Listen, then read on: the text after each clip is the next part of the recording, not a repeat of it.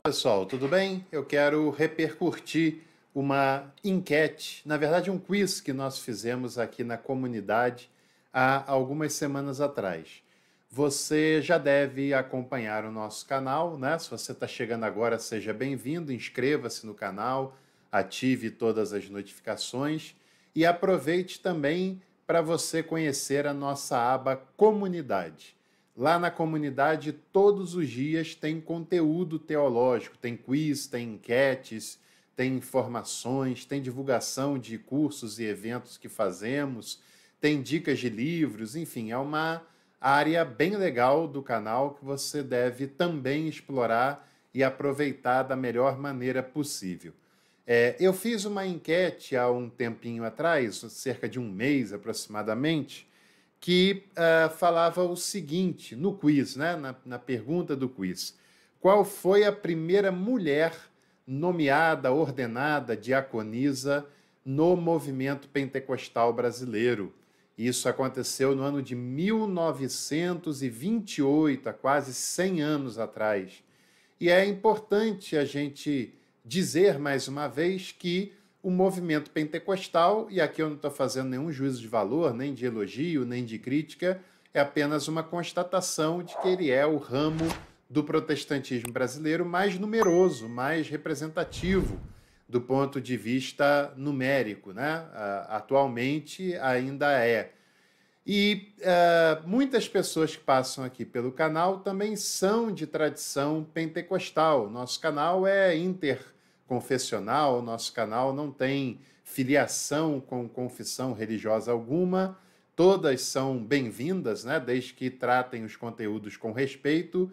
É interessante a gente perceber como tem pessoas que dizem ser pentecostais, e é um movimento que merece toda a nossa atenção, todo o nosso respeito, mas tem muitas pessoas que se dizem pentecostais, que se orgulham de ser pentecostais, que afirmam que a sua igreja é pentecostal e que, no fundo, entende muito pouca coisa daquilo que está mais intimamente ligado à história desse movimento, que é uma história bonita, uma história de superação, uma história de relação com as pessoas marginalizadas da sociedade, desprezadas pela sociedade, pelo Estado, pela religiosidade tradicional, né?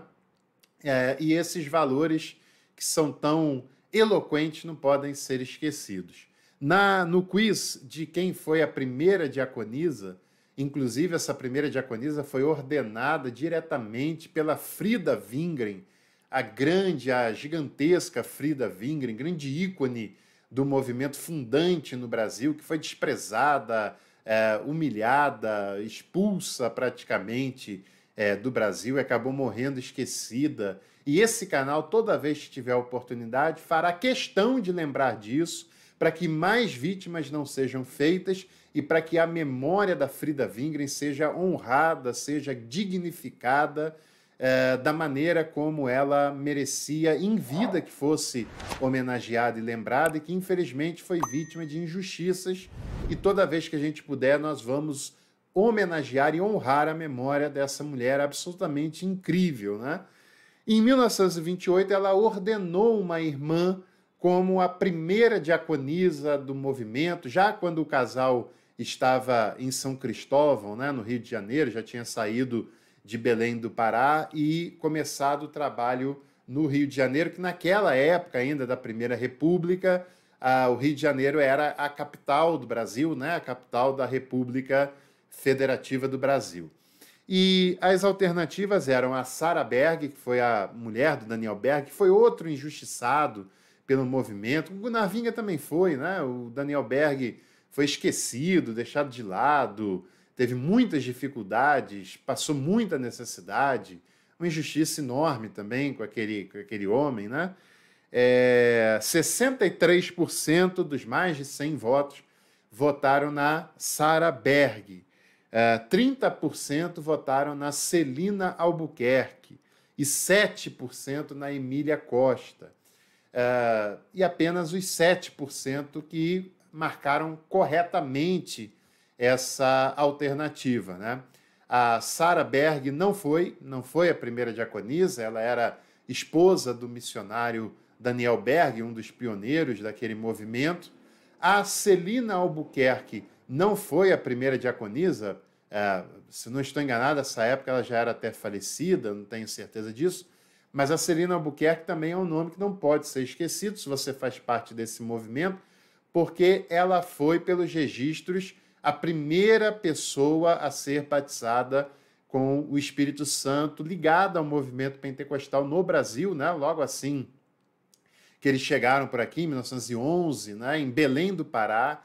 Ela era uma senhora já, tinha uma enfermidade, recebeu a oração do Gunnar Wingren e conta-se na história que ela teria sido curada e também batizada com o Espírito Santo e tido a experiência de falar em outras línguas. Mas a primeira diaconisa, ordenada em 1928 pela Frida Wingren, que também foi usado para perseguir a Frida Wingren, porque a sua liderança era destacada mesmo, ela era muito à frente do seu tempo, multitalentosa, multicapaz, multifacetada, que colocava no bolso as lideranças masculinas daquela época, daquele cenário, uma mulher com profissão, uma mulher que fazia qualquer coisa que precisasse na igreja, visita em presídio, dava aula, compunha música, era musicista, era pregadora, era líder, era editora de jornal, era escritora, enfim, era uma mulher genial, de fato.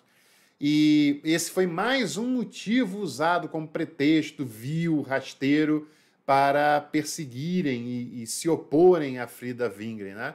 E foi a irmã Emília Costa, uma irmã simples, uma irmã pobre, uma irmã negra, que é uma característica do movimento pentecostal, ser um movimento majoritariamente feito por mulheres, por pessoas negras, por pessoas pobres, porque é e sempre foi um movimento ligado às pessoas marginalizadas, às pessoas excluídas, às pessoas periféricas da sociedade brasileira e que, com o tempo, infelizmente, uma elite branca que enriqueceu por conta dessas posições eclesiásticas, sem generalizar, mas muitos casos assim, que tem afastado o movimento dessa origem tão importante, porque é um movimento que deu voz, deu vez às pessoas que não tinham nenhum tipo de relevância para a sociedade, nem para a religiosidade tradicional, um movimento que acolhe muitas pessoas, principalmente nas áreas mais periféricas, mais abandonadas.